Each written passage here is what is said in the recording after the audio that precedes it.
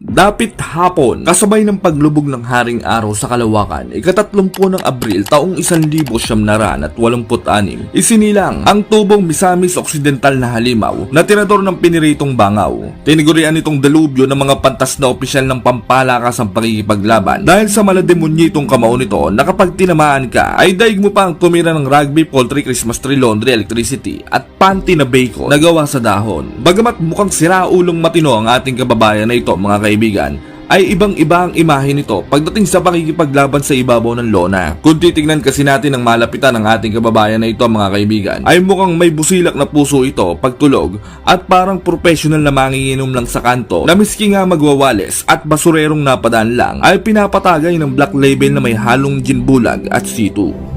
Madalas itong maliitin ng mga tampalasang ibang lahing kalaban dahil wala naman daw ka-special dito kung titingnan mula ulo hanggang ingrone. At tila kulang na kulang din daw ito sa potassium, sodium, calcium, proteina at mukhang tinipid din daw sa vitamina kung pagmamasdang maigi ang balangkas ng kanyang pangangatawan dahil mas marami pa daw ang buto-buto kaysa sa laman na sa madaling salita ay mahinang nilalang lang daw ang tingin nila sa ating halimaw na kababayan. Subalit ika nga ni Atty. Gadon sa mga siraulong siga-siga ang galing-galing ang dayuhan. Mga bobo! Mga bobo! Ibang klase ang mga hirap na pinagdaanan ng kababayan nating ito mga kaibigan dahil gaya rin ng ating pambansang kamao Manny Pacman Pacquiao ay hinubog at hinulma rin ng kahirapan ng kamao nitong ating kababayan. Kinalyo ang pisnye, baba at noon nito sa maghapong pagtatrabaho at nagkaabsang mukha. Naging janitor ito 1 dekada na mahigit ang nakakalipas. Naging helper, tagahugas at kung ano-ano pang diskarte sa buhay, maitaguyod lamang ang kanyang mahal sa buhay at ang sarili. Kasabay naman ng mga mabibigat at maghapong bukbugan trabaho nito ang kanyang pag-iensayo sa boxing na siyang lalong nakapagpahalimaw sa lakas ng ating bidang engkanto ay Este Pambato. Kasabay ng pagtatampisaw ng mga bibe at pagbukas tikom ng mga puwet nito sa dalampasigan, ika-29 ng Enero taong 2013 na itala sa listahan ng isa sa pinarusahan ng tinaguriang dalubyo ng Pilipinas, Ray Tacoge Megrino, ang Hapon na si Kenji Kubo na pinaglihi sa trangkaso at ubong kabayo. Hindi naging maganda ang trato nito sa ating kababayan mga kaibigan dahil katuwiran nito ay sa kanyang baluarte gaga na pinanlaban sa Tokyo, Japan. Kaya siya daw dapat ang mas nangingibabaw at ang sentro ng atraksyon. Kaya nagbida-bida ito at sumobrang tiwala sa sarili na makakapagpasikat siya sa harapan ng kanyang mga chicks na kababayan at gagawing panambak lang ang Pinoy sa kanyang iniingat-ingatang kartada. Pumapatutyada pa ito na isipait lang daw ang Pinoy kahit na sa anong klase ng laban. At yung sa pagandahang lalaki lang daw naman ay malayong malayo daw ang kanilang agwat at mas pogi pa daw ang kuko niya sa paa kaysa sa ating kababayan na talaga namang nagpatayo ng burnek at karog ng ating kababayan. Kaya naman sa mismong laban ay ginulpe, binakbak ang muka, tinabasan at pinapangit nito ang maangas at siga-sigang Hapon. Kaya ayon, mas pumogi na ang ating kababayan. Kumanto ang baba at pisngi ng Hapon. Samantalang ang ilong at tenga naman ay bumenggong patiklop at tinubuan ng kulaning may bulbonic meningitis.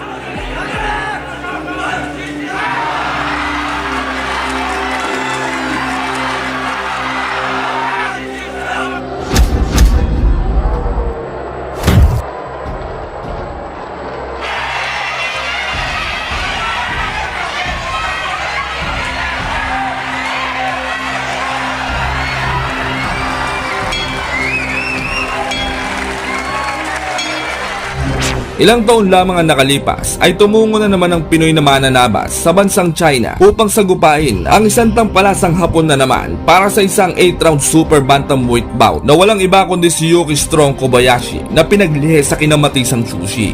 Ibang klase itong kalaban ng ating kababayan na ito mga kaibigan dahil binigyan babala nito ang Pinoy na mag-ingat sa kanyang kamao dahil hindi daw niya magugustuhan ang lasa nito kapag ito ay kanyang nalasap. At sinabi rin nito na hindi niya papayagang makadampi ang kamao nito sa kanyang glasskin na pagmumuka dahil mahal daw ang Pans, Bena, Maxipil, Kojic, Eskinol at Gluta.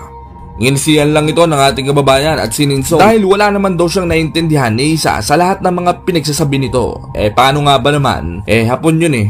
Sa mismong laban, ganadong-ganado ang Hapon. Talaga namang may pagtalon-talon pa na kulang na lamang ay mag-split sa sobrang hype nito. Tapos may pag-exercise pa ng paa, tuhod, balikat, etits. Tapos kumikembot pa talaga naman Ngunit pagtunog ng kampana sa unang round ay wala ng intro-intro at binirada na agad ng Pinoy ang maangas na Hapon at kahindik-hindik na suntok agad ang tumama sa sentido nito na mahiyamo hinampas ng malaking gunting pangkaldero ng pares. Dahilan upang humimbing ang tulog ng Hapon at managinip ito na niroromansa siya ng 10 engkanto, 7 maligno at 5 kapring unano.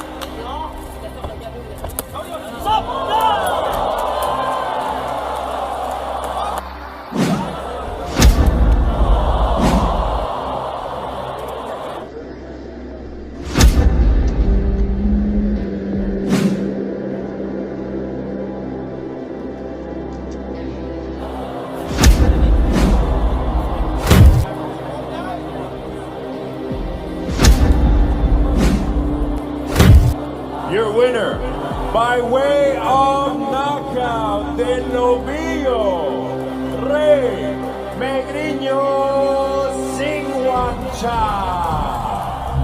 Isa pa sa isang hambugerong tampalasan na winasak ng ating kababayan at pinaranas ng gulpe de osteoporosis at delubyong sitwasyon na nagngangalang Jason Butar-Butar alias Tartar de Meningitis de Scoliosis de Lepungasis na isang Indonesian ang talaga namang naging parang kulaning kumanto sa bukong-bukong matapos makatikim ng garote de alimpungatan ng nag-iisang tiniguriang delubyo ng Pilipinas. Bago ang kanilang laban ay sobra sa kumpiyansa ang tiniguriang Mike Tyson ng Indonesia. Napakaangas ng tarasa, grabe. Naalisan lang ng pangalan ng legend nagbida-bida na kumbaga sa pagkain nakatikim lang ng dilata ng corn beef ayaw nang kumain ng sardinas. Ibang klase din ito mga kaibigan dahil nagbanta pa ito sa ating kababayan na ito na daw ang magiging huling laban nito sa ibabaw ng lona dahil babaldahin daw nito ang Pinoy sa pinakawalang hiyang pamamaraan at babaliin din daw nito ang leg nito sa pamamagitan ng kanyang lumalagablab na suntok na simbigat daw ng nakarobus na elepante. Subalit ang ating bidang pambato ay tamang kirengking lang sa tabi at walang pakialam sa hinayupak na kalaban. Bagkus ay nag-focus lang ito sa kanyang pag-ensayo na mahiyamo Beyblade na tining upang maging kondisyon ang kanyang katawang halimaw para sa kanilang napipintong patayan. Kasabay ng pagsa-sideline sa pagkukonstruction ng unggoy para sa kanyang pamilya, ika-8 ng Oktubre taong 2016 na ikasa ang kanilang laban sa Convention Towers and Exhibition Centers, Hong Kong, SAR, China para sa isang featherweight bout 125 pounds category. Matindi ang promotor ng ating kababayan na ito mga kaibigan dahil si Boss Bob Arum lang naman aka Master Buten na walang daplis at sabit ang pasimuno sa labanang ito na sa kasalukuyan ay 90 anyos na ang edad. At ang matindi pa ay mala senior citizen na kumikisi-kisi pa ang galawan nito at talaga namang parang hindi nang hihina. Mahiya mo kaya pang makatatlong panganay Anyway, sa mismong laban, sa round 1, agresibong-agresibo agad ang Indonesian at talaga namang palong-palo na mahiyamo kalabaw na gapong-gapo sa sarili. Subalit hindi naman papadaig ang ating kababayan at talaga namang nakikipagsabayan at nakikipagpalitan ng Malacanyong birada.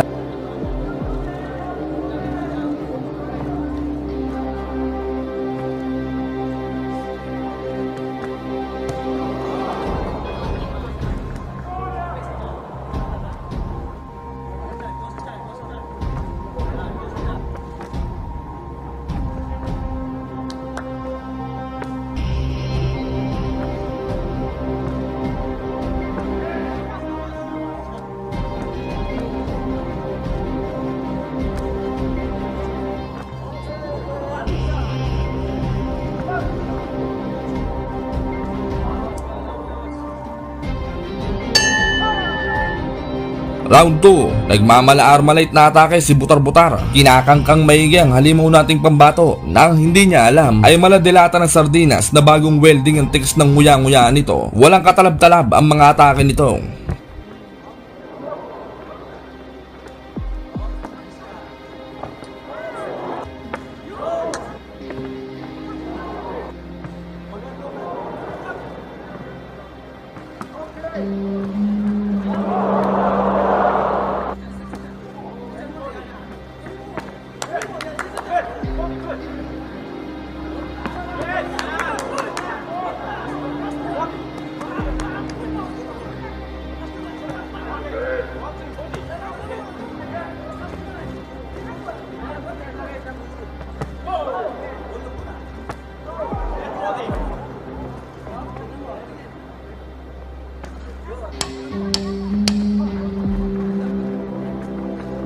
Round 3. Nabaliktad na ang sitwasyon, dinedelubyo na ng ating kababayan ng maangas na Indonesian. Hinahagupit na niya ito ng iba't ibang uri ng kombinasyon na mahiya mo pinagbabato ng tiles na gawa sa kamote.